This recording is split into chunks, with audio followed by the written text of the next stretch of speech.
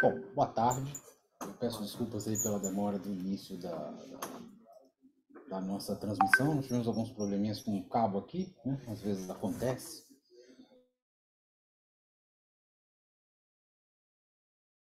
Programas de piano no conservatório. Essa palestra tem mais de uma parte. Hoje eu vou fazer a primeira parte, que eu vou falar um pouquinho sobre a ideia do nascimento dos conservatórios de música e como é que eles se estruturam, mais ou menos, dentro da lógica que vai levar até o Conservatório de Paris no finalzinho do século XVIII, início do século XIX.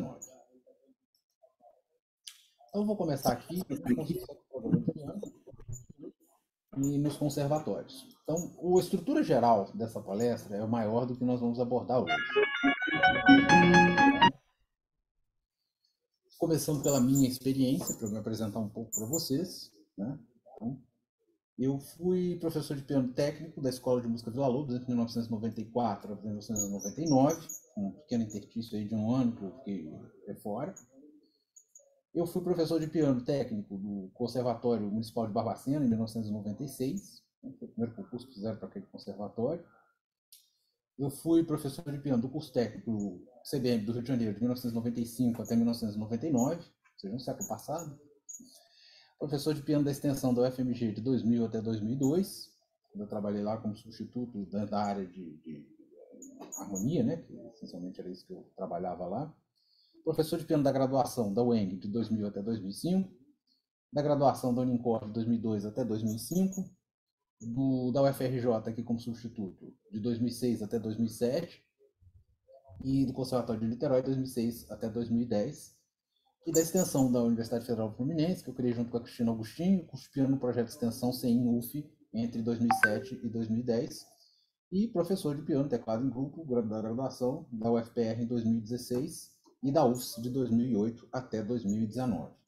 Então, dentro dessa experiência, eu observei algumas questões que são pertinentes aos programas de piano e são, basicamente, transversais a todos esses cursos.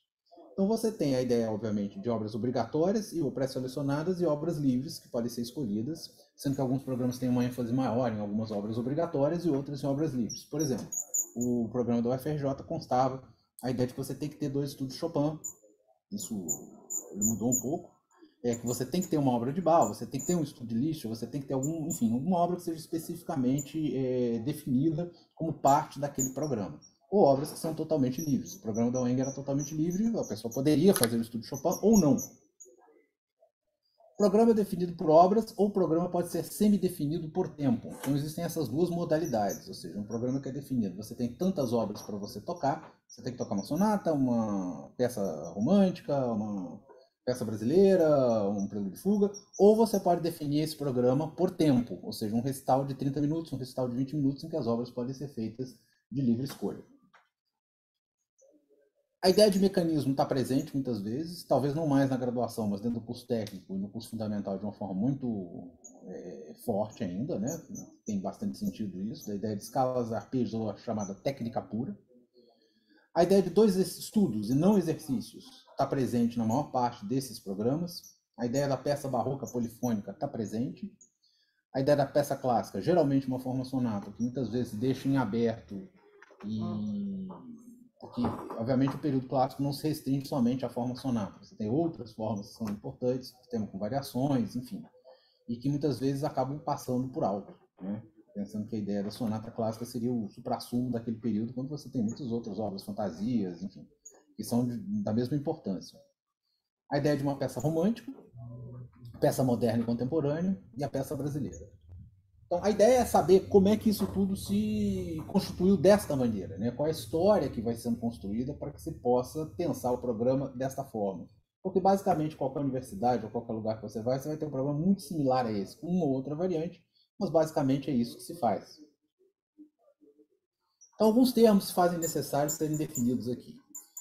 O que eu vou entender por técnica? Eu vou entender como conjunto de procedimentos empregados para se realizar uma determinada tarefa apropriadamente. Requer a aquisição de habilidades e competências de cada ciência ou arte.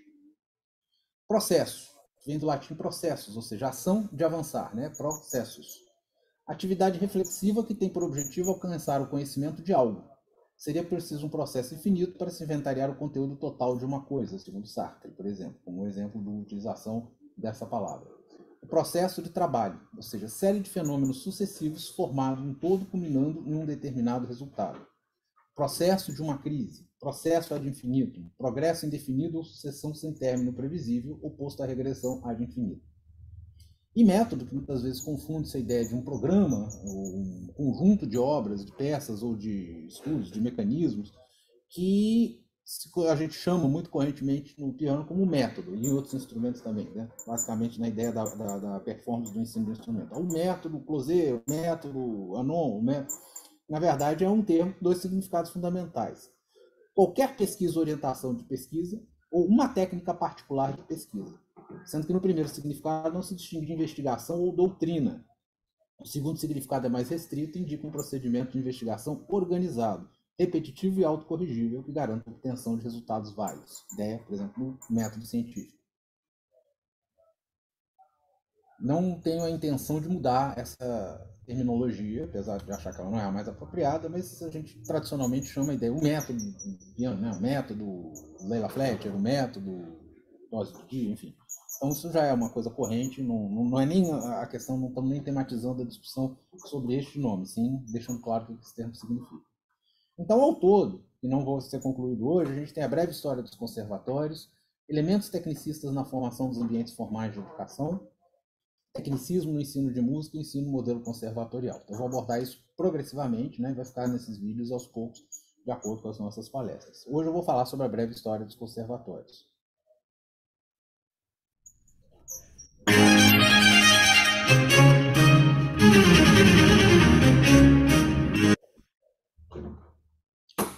Bom, o termo conservatório relacionado à música tem origem na Itália.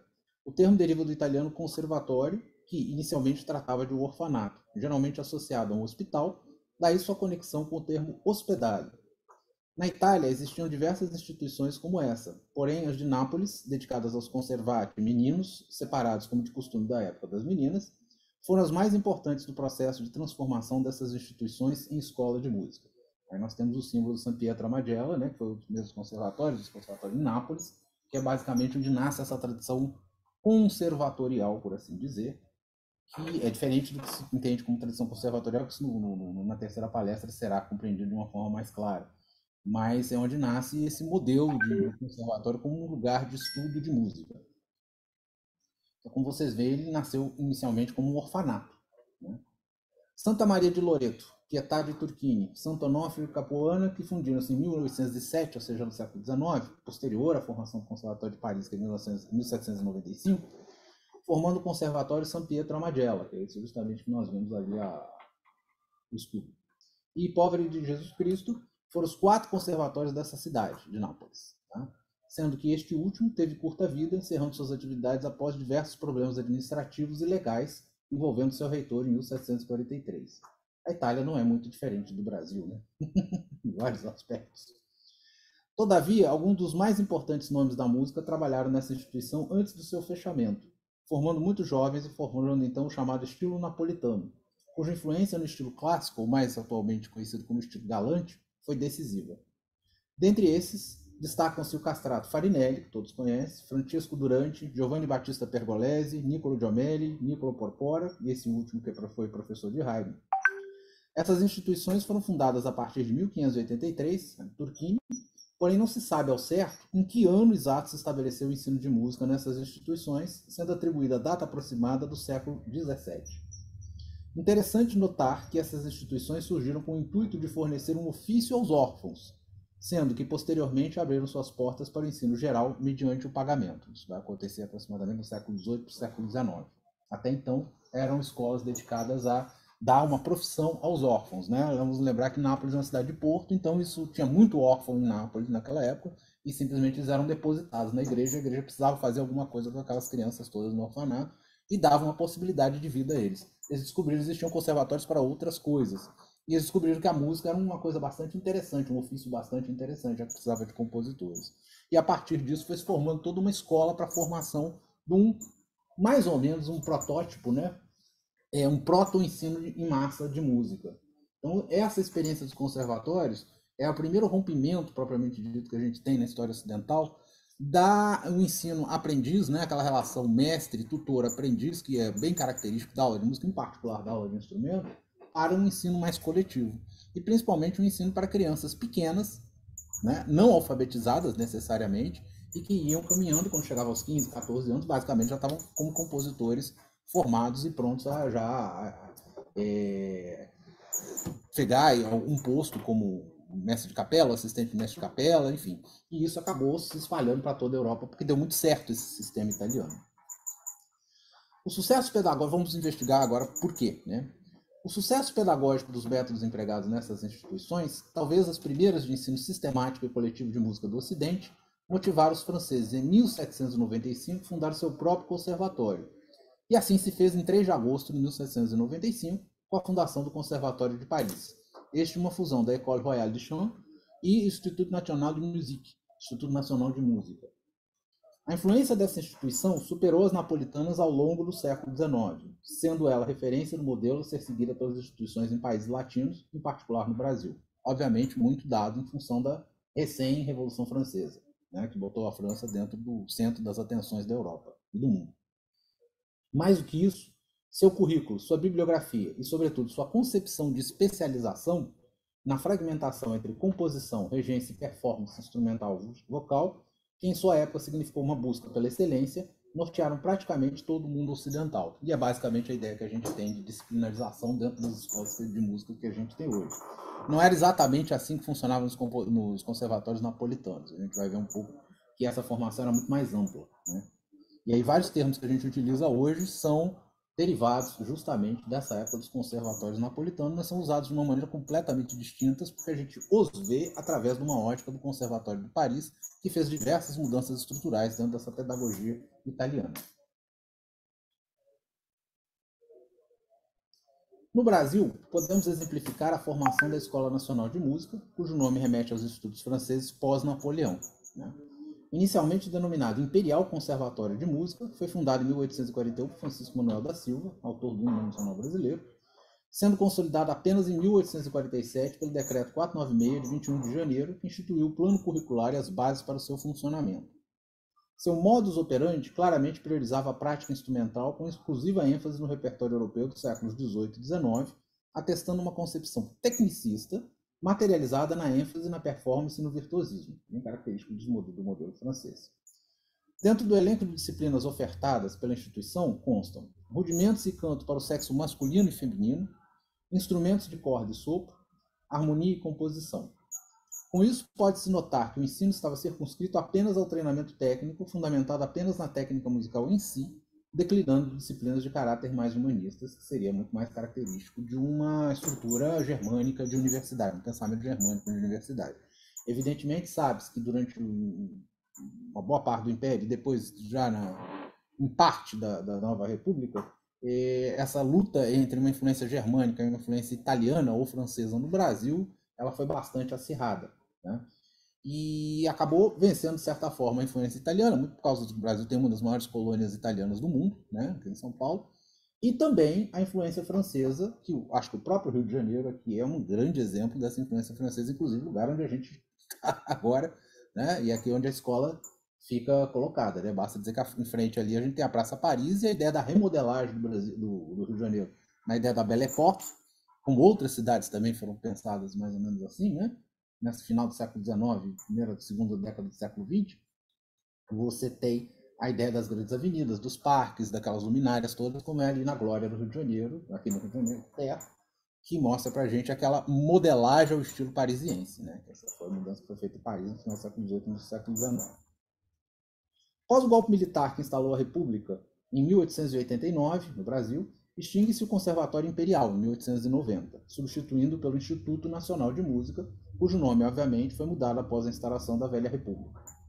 Claramente moldado nos modelos de sucesso europeu, cujo paradigma era os conservatórios de Berlim, Milão e Paris, naturalmente os princípios pedagógicos e a metodologia de ensino mantinham-se ainda claramente centrados na performance.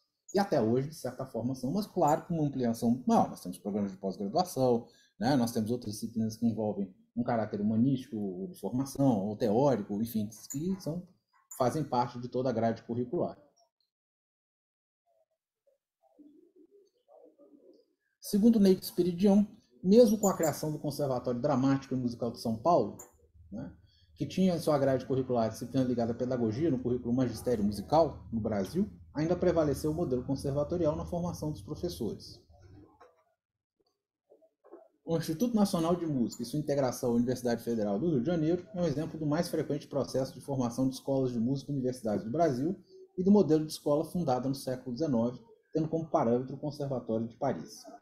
Por natureza, as escolas que ainda se denominam desta forma, principalmente na Europa, tendem a priorizar o ensino de música enquanto habilidades, deixando a pesquisa em música a cargo das universidades.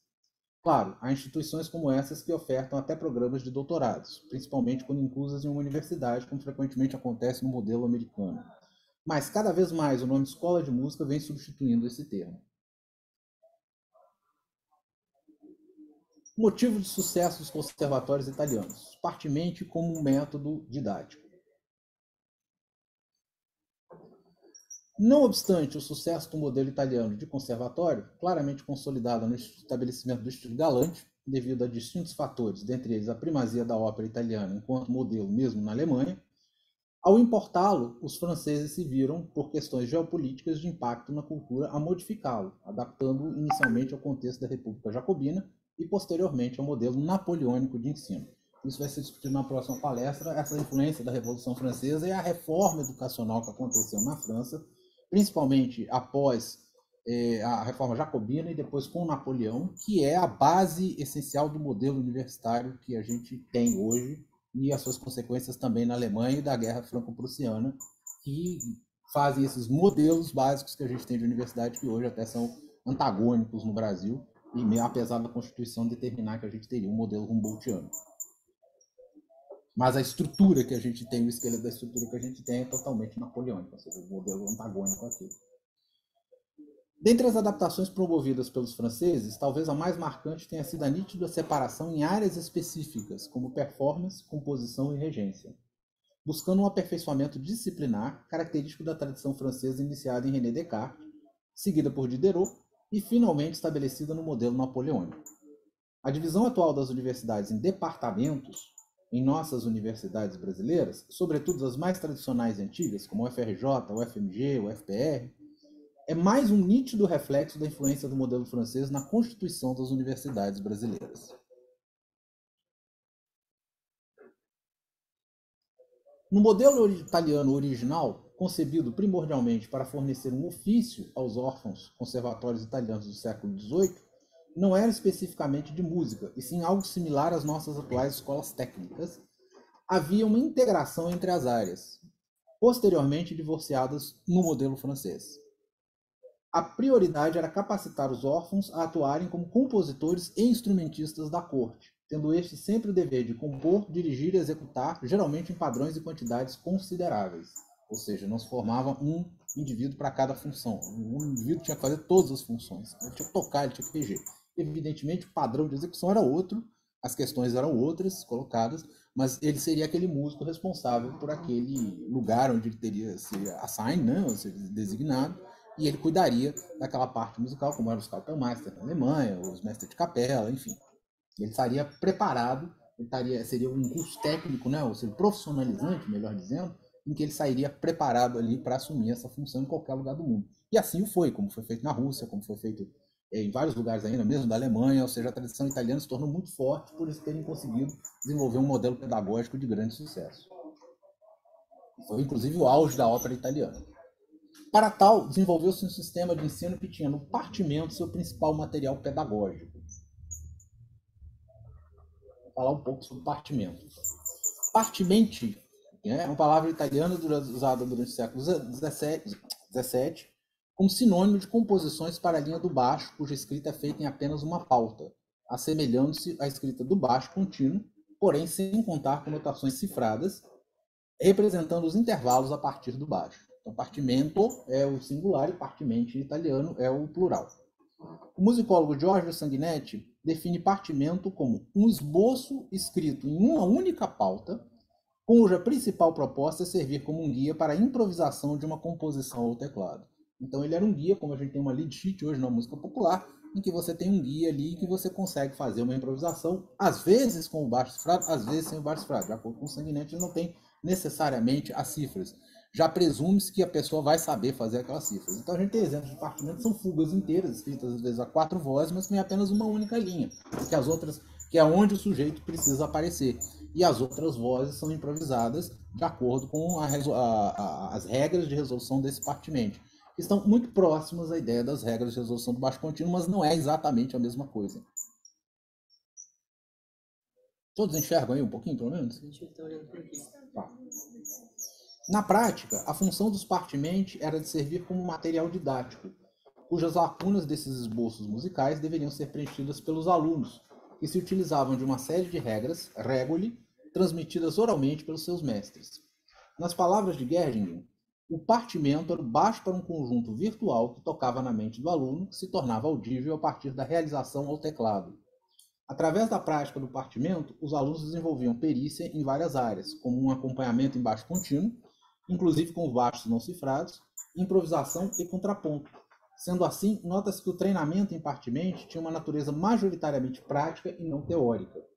No jornal Fonte Musicale Italiane, 1997, Sanguinetti nota que enquanto os outros países europeus desenvolveram teorias musicais mais racionais, a Itália era uma monocultura operística cuja base teórica se baseava no tradicional ensino do partimento napolitano.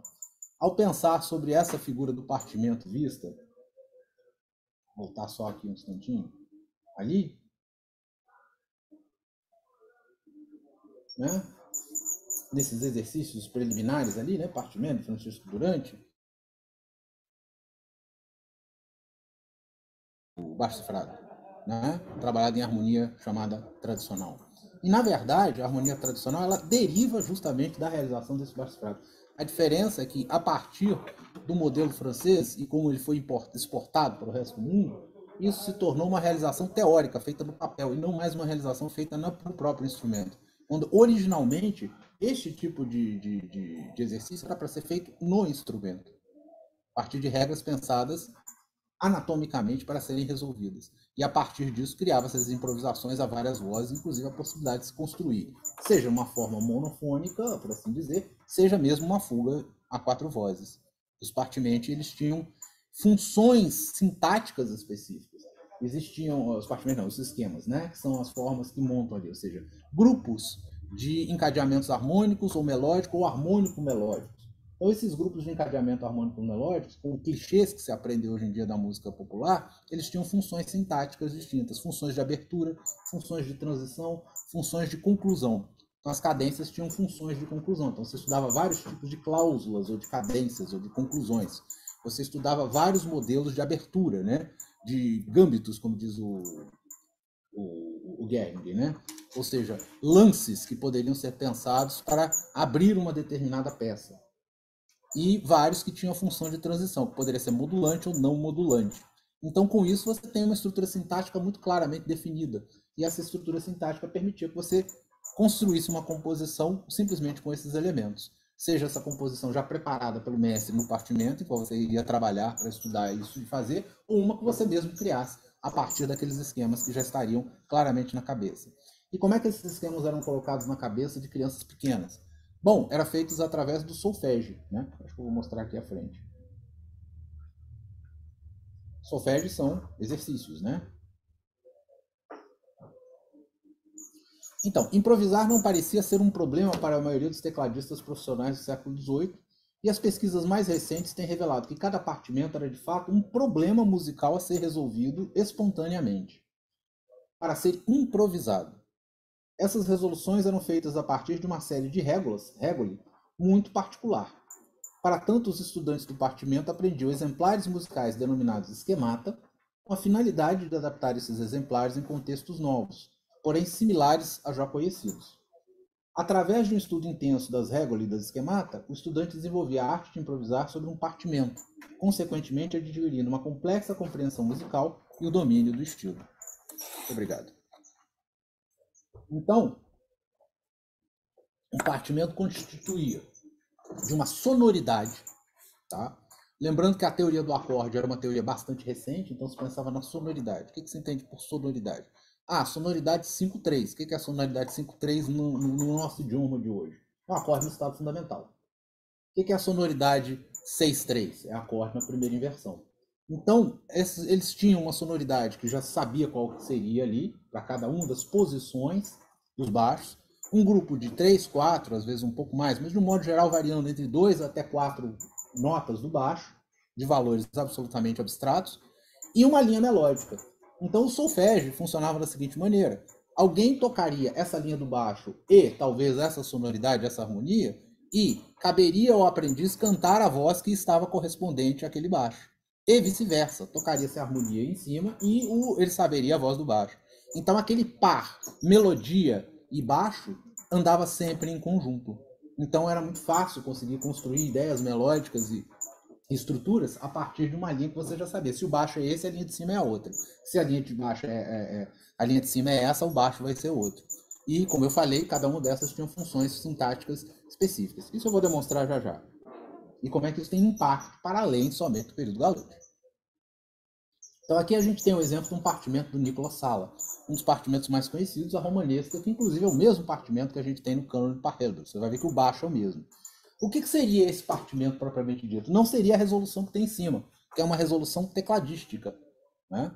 Não é nem para instrumento de arco, isso realmente é para instrumento de teclado. Então, nessa resolução tecladística, ou seja, a forma de resolver isso de teclado, com o movimento ali de rotação para nós, hoje no piano moderno, a gente consegue ver ali que o baixo é uma sequência, né, de quarta abaixo, segunda acima, quarta abaixo, segunda acima, igual no cânone de Parhelder. Era só dado baixo. Então a linha de cima já sabia que aquela linha iria ser feita. E ela poderia ser feita somente com consonâncias ou poderia fazer com uma série de dissonâncias, acrescentando alguma coisa a mais. Vamos ouvir o resultado, porque o resultado é bastante conhecido musicalmente.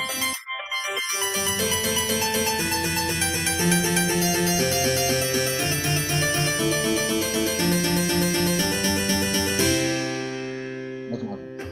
Então, a gente pode pensar claramente em vários exemplos imediatos, em sonatas de Haydn, sonatas de Mozart, de Clemente, seja do período galante ali, clássico, que a gente consegue escutar pelo menos um fragmento dessa sequência muito claramente.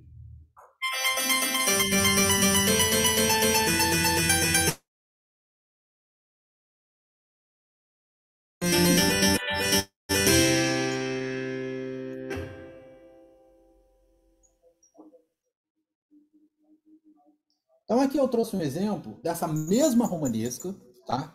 Que é um dos partimentos assim, mais flexíveis e mais maleáveis, mostrando como é que ela pode influenciar obras bastante distintas. Na verdade, todas essas obras começam com esse mesmo esquema, né? Que é 1, 5, 6, 3, 4, ou seja, uma sequência de terças descendentes, tá? Que também é bastante usado, depois usado na música popular. E que pode ou não ter uma nota de passagem entre elas, ou uma outra nota, um salto consonante entre elas. Então nós vamos ver 4 obras distintas, depois a gente vai se concentrar numa só, para ver a construção dessa obra. Tá?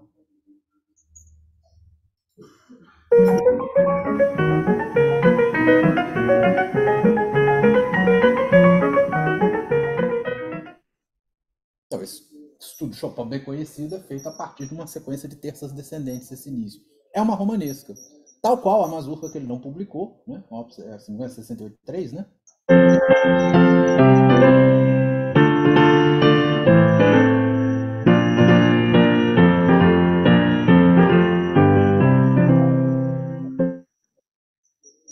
Certo? É o mesmo esquema harmônico que a gente encontra ali, simplesmente a tonalidade.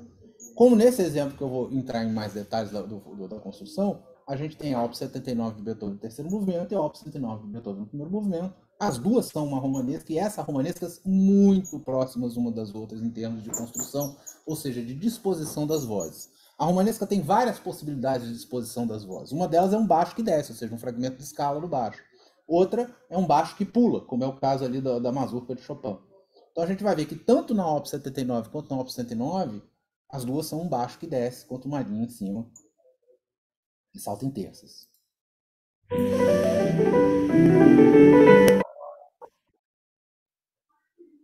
E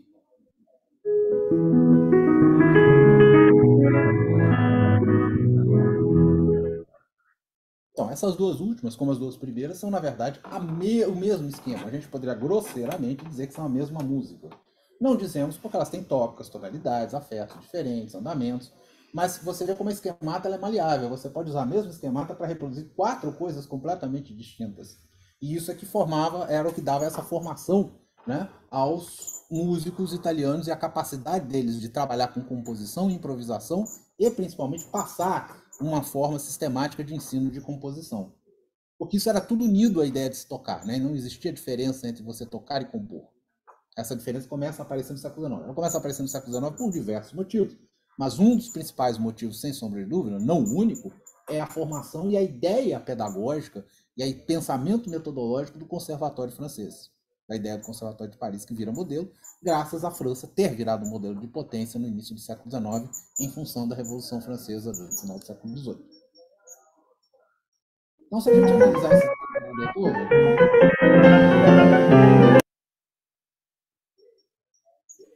nós temos lá a desconstrução e a reconstrução, né? A desconstrução da Opus 79,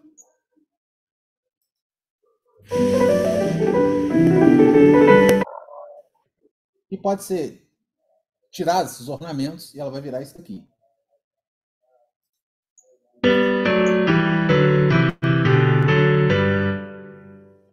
Parece razoável, claro, né? A diferença. Se esse modelo é transposto para Mi maior, sem nenhuma alteração, simplesmente uma transposição, ele se torna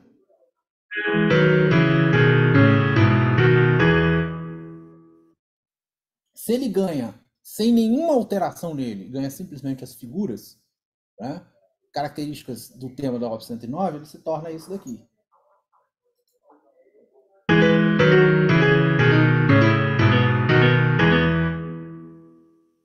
Até ser um pouco mais elaborado que o baixo, mas o baixo continua sendo o mesmo, simplesmente ele tem uns saltos de oitava, mas continua sendo a mesma nota, a mesma linha descendente, aí ele se torna o que nós conhecemos.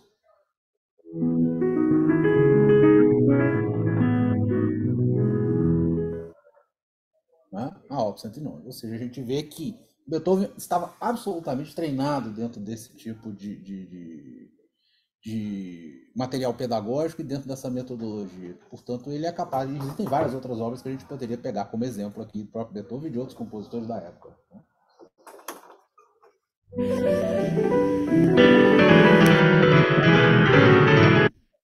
Aqui a gente tem um exemplo, para a gente terminar aqui, e a gente abrir para algumas perguntinhas, de improvisação conjunta de como é que isso funcionou agora, no século XXI. Então, essa menina Alma Deutsch, eles são em 2014, né? Tem 8 anos atrás, ela já cresceu, ela já tem 18 anos, ela toca violino e toca piano, e ela é uma excelente improvisadora nesses dois instrumentos, já tem várias obras, e ela foi treinada desde pequena, como a gente vai ver aí, dentro dessa prática. E aqui tem uma improvisação conjunta, que é feita, inclusive, curiosamente, em 2014, à distância, né? Se não me engano, via Skype ou alguma outra ferramenta parecida. Então tem vários elementos aqui que são interessantes nessa improvisação conjunta, só para a gente terminar aqui essa fase da... E já existe material pedagógico sobre isso. Would you like to start? Yes. Já está pequenininho aí, né?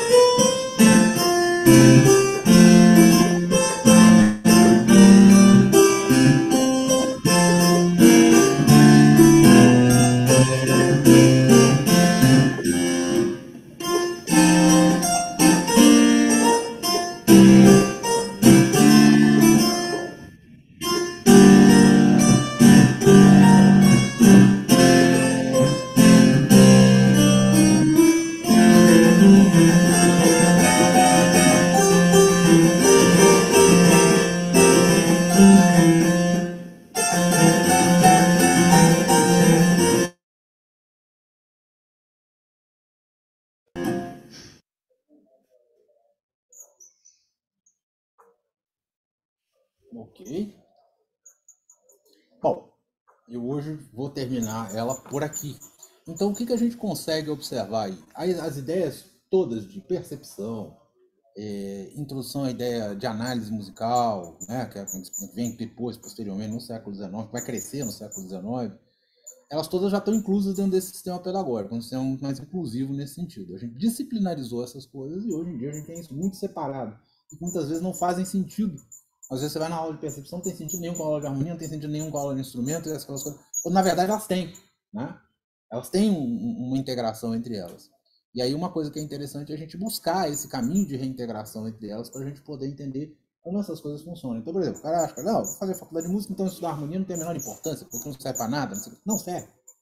Né? A maneira como você vai fazer com que aquilo sirva é que é outra história. Em que contexto que ela serve, para que exatamente ela serve, como é a melhor forma de trabalhar aquilo, é que faz a grande diferença. Então, hoje, nessa primeira parte, eu paro por aqui e depois a gente continua com a questão ideia de técnica e, por último, a questão realmente dessa colocação da técnica, em que papel que ela tem e como ela é combatida ou não combatida dentro da ideia do ensino atual. Tá? Muito obrigado, eu vou abrir para questões e também do YouTube, né? A gente vê se tem alguém no YouTube. Não, alguém quer fazer alguma pergunta? Acho que você... tá vendo fazendo assim. Eu tenho uma pergunta sobre essa questão dos conservatórios versus aquela coisa bastante aristocrática que tinha de, né, o mestre e o aluno, porque até início do século XX, né, essa coisa do mestre e aluno e não um certo monopólio do conservatório, do conhecimento musical e do ensinamento de novos talentos, etc., ainda era bastante forte, né? Diversos grandes pianistas, grandes músicos do final do século XIX e século XX ainda não tinham passado por conservatórios. O Horowitz, se não me engano, nunca passou por conservatório. E o Stravinsky também ele teve aulas privadas com o Korsakov, né? Ele não chegou a fazer parte do conservatório e ter aulas regulares de composição e tal. Eu queria saber um pouco sobre o que realmente incentivou o mundo da música a se institucionalizar. Porque hoje em dia eu acredito que não exista mais, não mesmo como era antes, mas eu acredito que pouquíssimos grandes nomes da música hoje em dia têm esse percurso autodidata e solitário, né? Normalmente é uma coisa eles passam por conservatórios. Hum. Então, que mudanças são essas É. no mundo da música que exigem esse tipo de mudança? Então, como você mesmo observou, esse percurso não é necessariamente autodidata, né? Ele passa por uma relação mestre-aprendiz. Mas mesmo quando você tem uma instituição formal, era muito comum na década de 80, na década de 90, as pessoas irem estudar na universidade tal porque o professor tal está lá. Então ele simplesmente deslocou para o ensino formal, que é capaz de dar a ele um certificado, um diploma, que passou a ser necessário ao longo do século XX, que não era necessário no século passado para exercer a profissão, e que aí, se você observar, a desregulamentação da profissão de músico é uma coisa recente, 10 anos atrás, talvez menos até, né? Então você tinha uma regulamentação da profissão de músico que em um dado momento lá atrás não era regulamentada também. Então você passou a exercer, vamos assim dizer, nunca foi cobrado isso, porque a Ordem dos Músicos do Brasil nunca cobrou especificamente isso, né? Não existia essa fiscalização, mas teoricamente seria a mesma coisa de você exercer o direito sem você ter um diploma de advogado e a prova, ainda teria a prova da ordem, né? Então, assim, independente disso, essa relação mestre-aprendiz ela sempre ocorreu. Ela só se deslocou de uma questão informal para uma questão formal, né? Por exemplo, ao mesmo tempo que a gente pode falar dessa questão do Stravinsky, mas por outro lado, você tem o Rachmaninoff, passou, Scriabin, passaram por conservatórios, Debussy, mesmo que foi para negar muitas coisas ali, a gente não pode dizer que o Debussy foi um mau aluno no conservatório, ele ganhou justamente em leitura de partiment uma medalha de ouro. Ele era excelente em baixo contínuo e ele conhecia todos esses esquemas dos períodos antigos. E vários outros músicos que vão passar, isso vai começando a se institucionalizar. Por quê? Porque a música também ela vai começando a sair um pouco no século XX, principalmente na segunda metade do século XX, dá um espaço muito grande à música popular, como uma música de massa, e ela vai começando a sair e ficar cada vez mais localizada, seja nas áreas de concerto específicas, como grandes lugares como Paris, o Carnegie Hall e assim por diante, ou entrando dentro da universidade. Então, por exemplo, composição de música contemporânea hoje em dia é um lugar que basicamente só tem espaço dentro da universidade, né? Então, for dentro do ensino formal. Mas mesmo assim, ainda hoje você vai lá para estudar com o compositor tal, né? Claro que você aproveita todas as outras coisas que são maravilhosas que uma universidade pode te propor. Mas ainda essa relação ainda existe, ela é muito forte. E aí uma coisa que eu questiono é se é necessário realmente, claro que a gente pode problematizar ela, mas a gente não precisa demonizá-la, né? Ao contrário, eu acho que a gente tem que pensar muito em formas de como a gente pode tentar potencializar isso e tirar o melhor possível dessa relação, que eu acho muito saudável, porque é uma relação que sempre existiu, né? Claro que num patamar diferente do que era antigamente, né? Antigamente, quem é que falou? Bom, eu vou pegar até em termos de futebol, né? Eu tava vendo outro dia uma entrevista falando que hoje em dia um técnico pode fazer isso, mas o Tele Santana disse que tinha um jogador lá que tava dando entrevista, ele falou que o Tele Santana olhou e falou: você comprou esse carro? Negativo. Ele pediu o imposto de renda dos caras para saber o que eles estavam, os jogadores de São Paulo estavam gastando. Hoje em dia o técnico de futebol não pode fazer mais isso, né? Inclusive os jogadores provavelmente ganham muito mais do que ele. Mas assim, para você ver que essa relação ela mudou. Antigamente o discípulo às vezes morava na casa do mestre, né? Então isso mudou bastante, mas ainda existe uma relação um pouco desse tipo, né?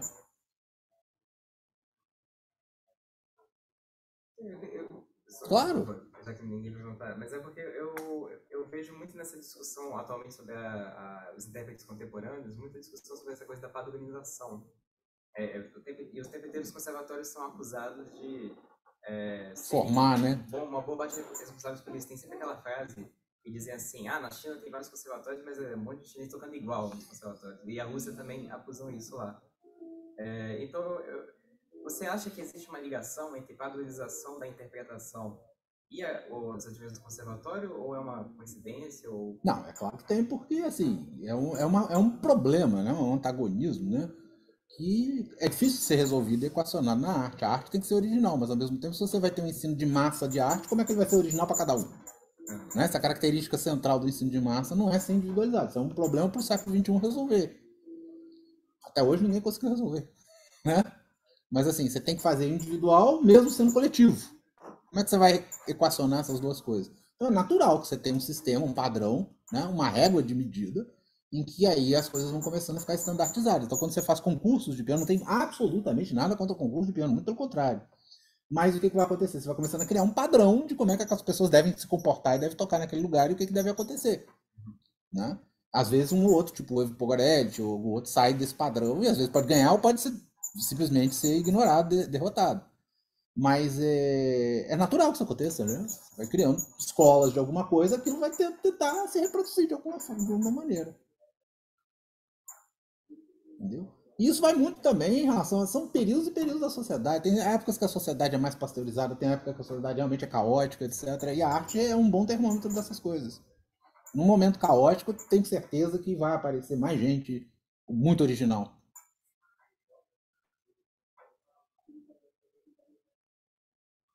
Mais perguntas? No chat não temos perguntas. tá?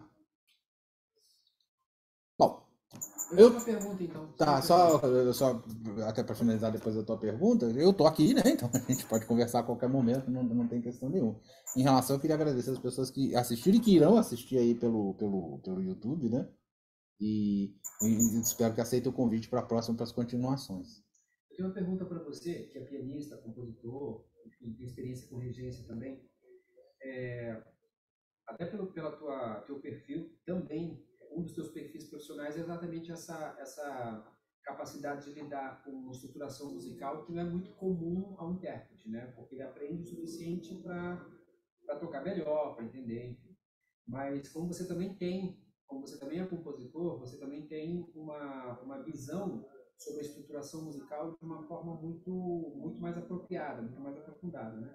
O que você diz hoje em dia, de modo geral, evidentemente, sobre a formação então, conservatorial de uma escola de música, de uma universidade, e no aspecto dessa abordagem da estruturação musical? Você acha que ela é suficiente?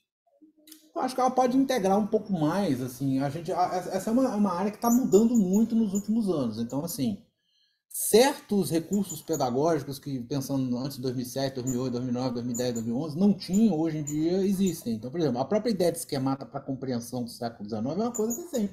O livro de Gerding é do final de 2007, início de 2008, e começa a ser vinculado a partir dos anos 2010, ou seja, muito recente do ponto de vista de pesquisa, né? E então essa ideia de como é que esse pessoal improvisava naquela época, a partir desses esquemas já pré-moldados, né? Que são casas pré-moldadas, por assim dizer. Isso é tudo muito novo.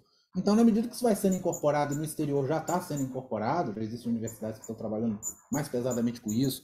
Aquele próprio Menina tocando daquela forma, de um livro chamado Tonaltus, que é um livro holandês, que já trabalha, é um livro didático para fazer isso, já mostra que é de 2014, ou seja, não estamos falando de material pedagógico muito recente, né? Então, eu acho que à medida que isso vai mudando, a gente vai compreendendo, inclusive, por que, que a gente acha que aquelas coisas que às vezes a gente estuda num baixo contínuo não tem relação nenhuma com o que a gente toca, quando na verdade tem uma relação muito profunda com o que a gente toca. Só que ela não fica evidente a partir do momento que a gente está fazendo aquilo só no papel e nunca na mão. Várias sonatas de Haydn foram escritas assim, né? Originalmente, com uma liberdade imensa para pessoas que for tocar, fazer o que quiserem. Exato. Né? Depois, claro, foram editadas, né?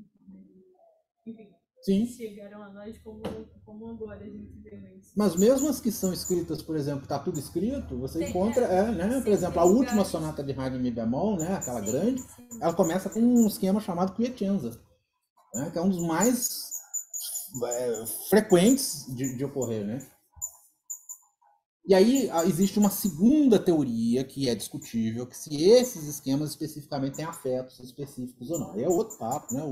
O cara que pensou a ideia da esquemata em música não concorda com isso, mas existem outros autores que concordam. Então, algumas de fato eu acho que tem, outras nem tanto, outras são mais neutras, mas tem algumas com baixo do lamento, etc.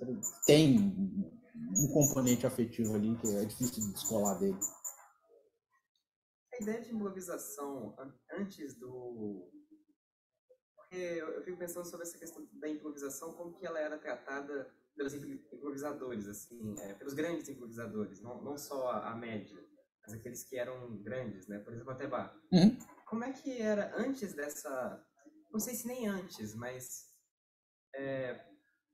por esses compositores que tentavam improvisar, só que sem necessariamente pensar na esquemata. Como é que ela se dava? Era uma improvisação verdadeiramente livre?